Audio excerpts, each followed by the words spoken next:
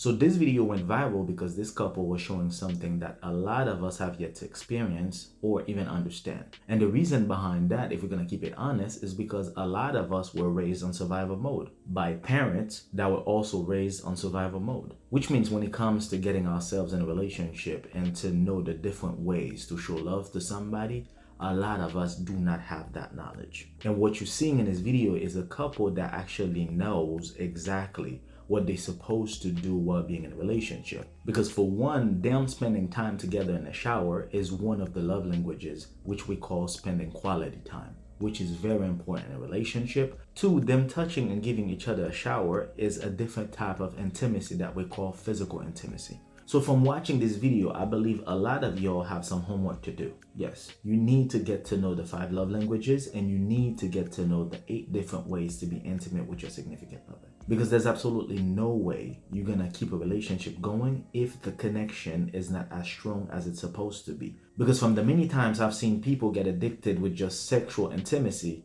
can you imagine what your relationship would be like if you really knew the 7 other ways to be intimate with your significant other? Wouldn't it be beneficial if you really knew the different avenues from the 5 love languages? So please don't just watch the video to watch the video. Watch it to make some changes that are necessary to your life and your relationship. And for those of you who want to know a little bit more about the 5 love languages, I posted a video where I gave a glimpse of ideas when it comes to the 5 love languages. So go ahead and check it out, and you guys will know the different ways that you would actually amplify the level of connection that you have in your relationship. Even if you're single right now, you might probably use it later when you get in a relationship. Because if you really want your relationship to work, this is one of the things that you're gonna need to make it happen.